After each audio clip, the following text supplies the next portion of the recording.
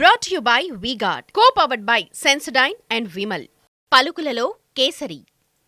Associate sponsor UltraTech cement.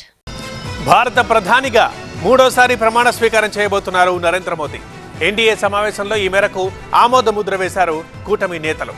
మరోవైపు త్వరలో ఏర్పడబోతున్న ప్రపంచంలో కీలక పాత్ర పోషించనున్నారు చంద్రబాబు నాయుడు.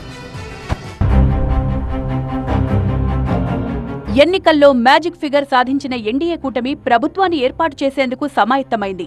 ఢిల్లీలో సమావేశమైన భాగస్వామ్య పార్టీల నేతలు ఎన్డీఏ పక్షనేతగా నరేంద్ర మోదీని ఏకగ్రీవంగా ఎన్నుకున్నారు. తీర్మానంపై 21 మంది నేతలు సంతకాలు చేశారు. ఢిల్లీలోని ప్రధాని నివాసంలో జరిగిన సమావేశంలో ప్రభుత్వం ఏర్పాటు అనుసరించాల్సిన వ్యూహంపై సుమారు గంటన్నర సేపు నేతలు చర్చించారు. కూటమిలో కీలక భాగస్వాములుగా ఉన్న టీడీపీ అధినేత చంద్రబాబు, జేడీయూ నేత నితీష్ కుమార్ కేంద్రంలో ఎన్డీఏ ప్రభుత్వానికి మద్దతు లేఖలను అందజేశారు. ఈ సమావేశంలో మోదీ పక్కనే కూర్చున్నారు చంద్రబాబు. ఈ నెల 7న బీజేపీ పార్లమెంటరీ సమావేశం తర్వాత ఎన్డీఏ భేటీ జరగనుంది. ఎన్డీఏ భేటీకి కూటమిలో ఎంపీలంతా హాజరు కావాలని నిర్ణయం తీసుకున్నారు. ఆ రోజే రాష్ట్రపతిని కలిసి ప్రభుత్వ ఏర్పాటుకు అవకాశం కల్పించాలని ఎన్డీఏ నేతలు కోరనున్నారు. రాష్ట్రపతి ఆమోదం అనంతరం మూడోసారి భారత ప్రధానిగా ప్రమాణ స్వీకారం చేయనున్నారు నరేంద్ర మోదీ. ఈ మేరకు బీజేపీ నేతలు ఏర్పాట్లు చేస్తున్నారు. మరోవైపు 18వ లోక్సభ ఏర్పాటుకు మార్గం సుగమం చేస్తూ 17వ లోక్సభను రద్దు చేయాల్సిందిగా కేంద్ర కేబినెట్ బుధవారం ఉదయం నిర్ణయం తీసుకుంది.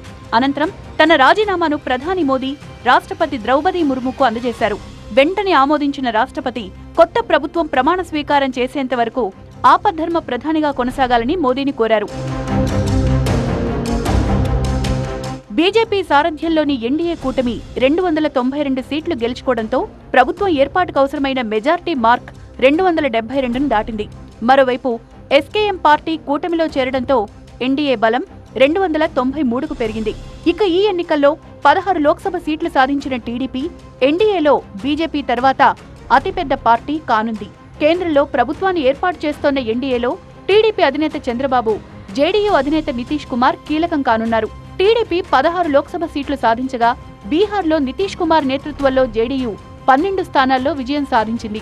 అయితే జేడీయూతో పోల్చితే టీడీపీకి వచ్చిన సీట్లే ఎక్కువ. సో కేంద్రంలో చక్రం తిప్పే పార్టీ ఏదైనా ఉంది అంటే అది టీడీపీనే. మరోవైపు చంద్రబాబు మద్దతు కోసం ఇండియా కూటమి నేతలు ప్రయత్నిస్తున్నారన్న వార్తలపై స్పందించిన చంద్రబాబు తాము ఎన్డీఏతోనే ఉంటామని మరోసారి స్పష్టం చేశారు. How can we contest elections if you are not a part of NDA? 3 parties combined we collected. Why you got that doubt? I don't. Brought to you by V-Guard, co-powered by Sensodyne and Vimal. పలుకులలో కేసరి. Associate sponsor UltraTech cement.